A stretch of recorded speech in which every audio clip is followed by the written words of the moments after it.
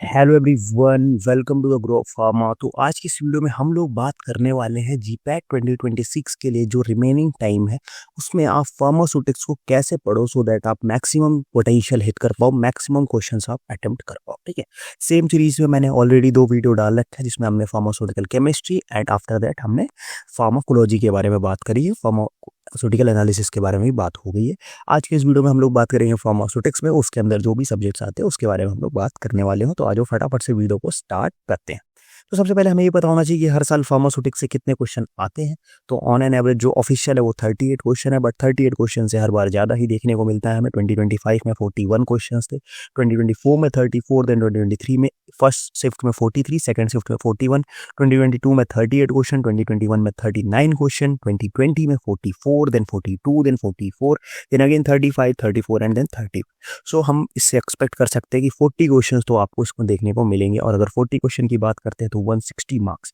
तो ये अकेला सब्जेक्ट ऐसा है जो आपको इतनी पोटेंशियल रखता है कि आपका जो है मैक्सिमम चीज़ें ये हिट करा दे, आपको क्वालिफाई का एक अच्छा स्कोर अचीव कराने के लिए अकेला सब्जेक्ट जो है वो सफिशियंट है। तो आ जाओ फटाफट से देखते हैं कि इसमें क्या क्या चीज़ें होनी चाहिए, कौन कौन से सब्जेक्ट्स आपको पहले पढ़ना चाहिए, कौन कौन सा सब्जेक्ट जो है वो आपको बाद में रखना चाहिए। ठीक है, तो आ जाओ फटाफट से वीडियो को स्टार्ट करते हैं, देखते हैं हम लोग चीज़ों को। तो सबसे पहले अगर हम बात करते हैं तो number of question from each subject की अगर हम बात करें तो फार्मास्यूटिकल टेक्नोलॉजी जो है इससे ऑन एन एवरेज जो अगर हम बात करें तो आप 15 to 16 क्वेश्चन इससे एक्सपेक्ट कर सकते हो। बायो फार्मास्यूटिक्स से आप 2 to 3 क्वेश्चन एक्सपेक्ट कर सकते हो। कॉस्मेटिक टेक्नोलॉजी से लास्ट 3 ईयर्स तक क्वेश्चन नहीं आया, उससे पहले 1 से 2 क्वेश्चन आते थे, तो 1 से 2 क्वेश्चन आप इससे एक्सपेक्ट कर सकते हो। देन अगर हम बात करें फिजिकल फार्मेसी की तो इससे लास्ट ईयर क्वेश्चन 9 क्वेश्चन थे, तो टोटल आप इससे 5 to 6 क्वेश्चन 7 क्वेश्चन तक इजीली एक्सपेक्ट कर सकते हो। हॉस्पिटल एंड डिस्पेंसिंग फार्मेसी से आप 2 to 3 क्वेश्चन एक्सपेक्ट कर सकते हो। Pharmaceutical jurisprudence simple subject yet very scoring subject है, आप 4 to 5 क्वेश्चन इजीली एक्सपेक्ट कर सकते हो। फार्मास्यूटिकल इंजीनियरिंग से आप 2 to 3 क्वेश्चन 4 क्वेश्चन भी आप इससे एक्सपेक्ट कर सकते हो। ठीक, तो इस तरीके से आपको प्रेफरेंस देना है। सबसे पहले आपको फार्माटेक पढ़ना है, देन उसके बाद आपको फिजिकल फार्मेसी पढ़नी है, फार्मास्यूटिकल जूरिस्प्रूडेंस पढ़ना है, देन आप biopharmaceutics, cosmetic and then engineering ऐसे आप पढ़ सकते हो। ठीक है, तो इसमें अगर हम बात करते हैं तो सबसे पहले हम फार्माटेक की बात करते हैं कि फार्माटेक में भी कौन से टॉपिक से कितने क्वेश्चन पूछे गए थे। तो अगर हम फार्माटेक की बात करें तो आपका प्री फॉर्मुलेशन से 3 क्वेश्चंस थे, तो लास्ट ईयर भी आप देखोगे तो 2 to 3 क्वेश्चन थे। इस टॉपिक से इजीली आप 2 to 3 क्वेश्चन एक्सपेक्ट कर सकते हो।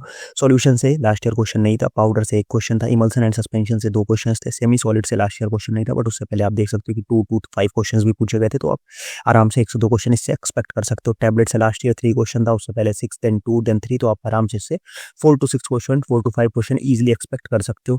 कैप्सूल से लास्ट ईयर 1 क्वेश्चन पूछा गया था, स्टेराइल एंड स्टरलाइजेशन प्रोडक्ट से आपके 4 to 5 क्वेश्चन थे, तो इससे आपका स्टरलाइजेशन एंड पेरेंटल दोनों चीज़ें यहाँ पे कवर हो जाती है। और टैबलेट की बात करें तो इसमें आपका एनडीडीएस का पोर्शन भी आ जाता है, तो आप एनडीडीएस एंड टैबलेट दोनों को कंबाइन करके पढ़ सकते हो। एरोसोल से लास्ट ईयर क्वेश्चन नहीं था, बट 1 क्वेश्चन आप इससे एक्सपेक्ट कर सकते हो। ठीक है, तो ये बात थी किसके बारे में, हमारी फार्माटेक के बारे में। फार्माटेक में भी अगर हम बात करें तो फार्माटेक में भी क्या क्या इंपॉर्टेंट टॉपिक्स है उनके बारे में हम लोग बात कर लेते हैं फटाफट से। तो जो सबसे पहला इंपॉर्टेंट टॉपिक जो है वो आपका है टैबलेट्स। टैबलेट से क्वेश्चन आपको देखने को मिलते हैं। देन टैबलेट्स के बाद आपका क्या है, देन आपका है कैप्सूल्स। कैप्सूल्स के बाद आपका है एरोसोल्स। एरोसोल्स के बाद आपका है पेरेंटल। पेरेंटल के बाद आपका सस्पेंशन। सस्पेंशन के बाद देन इमल्शन। इमल्शन के बाद प्री फॉर्मुलेशन स्टडीज है। प्री फॉर्मुलेशन स्टडीज के बाद सपोजिटरीज। देन आपका एनडीडीएस की बेसिक नॉलेज जो है वो अभी आपकी चलेगी। और कॉस्मेटिक्स का क्या है, कॉस्मेटिक्स से एक क्वेश्चन आते हैं, बट लास्ट ईयर से क्वेश्चन कम आ रहे हैं, तो आप इससे भी केवल पीवाईक्यूज देख के आप काम कर सकते हो।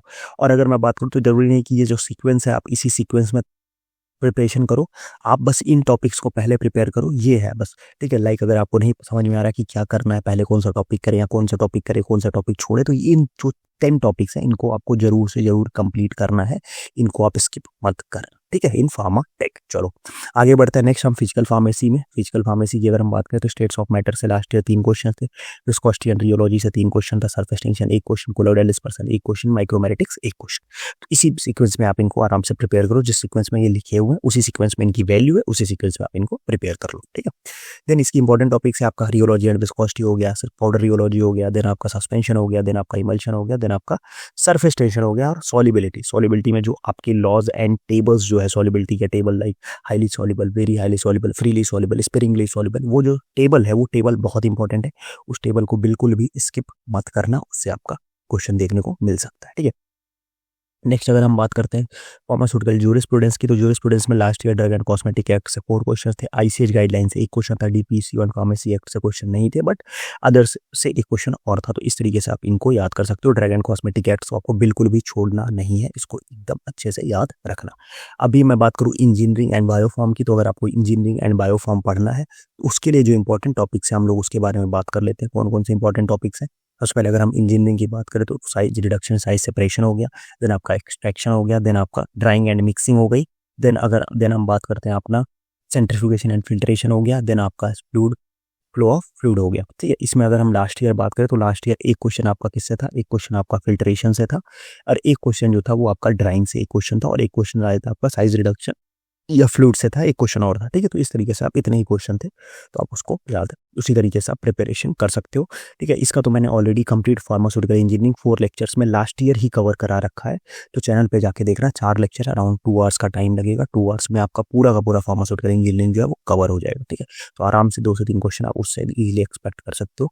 अगर हम बायोफार्मास्यूटिक्स की बात करें तो ADME, that is absorption distribution metabolism excretion जो आपका है, फिर आपका बायो अवेलेबिलिटी, बायो इक्विवेलेंस हो गया, आईबीआईसी कोरिलेशन एंड बीसीएस क्लासिफिकेशन। तो लास्ट ईयर की अगर हम बात करें तो लास्ट ईयर एडीएमई से 2 क्वेश्चन थे और बीसीएस क्लासिफिकेशन से 1 क्वेश्चन था बायोफार्मास्यूटिक्स में। ठीक है, तो इस तरीके से आप इनको प्रिपेयर कर सकते हो। ठीक है, अब फार्मास्यूटिक्स में भी काफ़ी वास्ट सिलेबस है, तो लोगों को समझ में नहीं आता कि क्या-क्या चीज़ें पढ़ें, कैसे पढ़ें।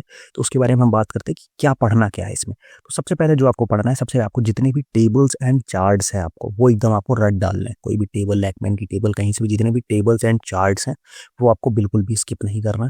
उसके बाद जितने फार्मूला और वैल्यूज़ हैं, ठीक है, उसको याद रख लो। वैल्यूज़ भी मोस्टली अगर जो इंपॉर्टेंट है उनको याद रखना। वैसे तो बहुत सारी वैल्यूज़ मिल जाएंगी, बट सारी नहीं, जो इंपॉर्टेंट है वो।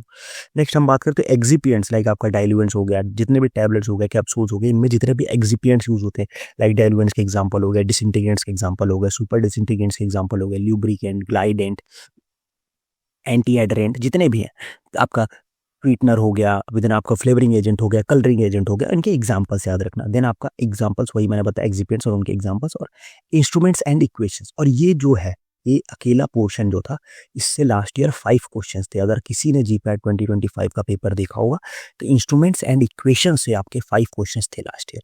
और इसके लिए मैंने 2 वीडियो बनाए हुए हैं, अराउंड 15-15 मिनट्स के। वो दोनों वीडियो मैं इस वीडियो के एंड में लगा दूंगा, वो दोनों वीडियो जाके देख लेना, आपके काम हो जाएंगे। 5 क्वेश्चन समझ रहे हो? आपको 5 क्वेश्चन मतलब 20 मार्क्स, और 20 मार्क्स में आपकी रैंक कहाँ से कहाँ तक बूस्ट हो जाएगी ये आपको भी पता है।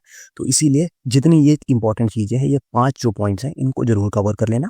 बाकी फिर उसके बाद अगर आपको टाइम मिलता है तो आप जितना ज़्यादा कर सकते हो उतना बेटर है, बट इनको अच्छे से कर लेना तो आपका काम हो जाएगा। ठीक है, तो इसी तरीके से हमने आपको बता दिया कि फार्मास्यूटिक्स में क्या क्या चीज़ें पढ़नी चाहिए, क्या क्या चीज़ें छोड़नी चाहिए, कौन सा टॉपिक पहले पढ़ना है, कौन सा टॉपिक बाद में पढ़ना है। अब हमारा एक वीडियो बचा हुआ है जिसमें हम लोग बात करेंगे फार्माकोग्नोसी के बारे में, कि फार्माकोग्नोसी कैसे पढ़नी चाहिए। इसके अलावा नेक्स्ट वीडियोज़ आप किस टॉपिक पे चाहते हो, क्या चीज़ें कवर कराना चाहते हो, मुझे कमेंट बॉक्स में बताना, तो मैं उसमें भी वीडियो बना दूंगा। बाकी फटाफट से जाके व्हाट्सअप ग्रुप ज्वाइन करो, क्योंकि लेक्चर्स, वीडियो, सारी अपडेट मैं व्हाट्सअप ग्रुप में डालता हूँ। टेलीग्राम चैनल ज्वाइन करो और इंस्टाग्राम पे भी हमें फॉलो करो। बाकी नोट्स हमारी वेबसाइट से जाके डाउनलोड कर लेना, फ्री ऑफ कॉस्ट है। और अगर आपको क्वेश्चन प्रैक्टिस करना है तो फ्री ऑफ कॉस्ट जाके वेबसाइट से क्वेश्चन प्रैक्टिस कर सकते हो। एंड आपकी स्टडी में आपको प्रॉब्लम आ रही है, आपको प्लानिंग में कोई इशू आ रहा है कि आपको कैसे अपनी स्टडी प्लान करना है, कौन सा टॉपिक करना है, कैसे करना है, क्या चीज़ें करनी है, तो अगर आप में उसको कोई इशू आता है तो आप 1-to-1 मेंटरशिप सेशन डायरेक्टली मेरे से बुक कर सकते हो। उस वेबसाइट पे जाके एक नॉमिनल सा चार्ज पे करके। और अगर आपको वेबसाइट से बुकिंग में कोई इशू आता है तो आप मेरे को डायरेक्ट व्हाट्सएप पे डीएम करके भी आप जानकारी ले सकते हो। ठीक है, तो फिर आज का वीडियो हम लोग यहीं एंड करेंगे। मिलते हैं नेक्स्ट वीडियो में, तब तक के लिए बाय बाय।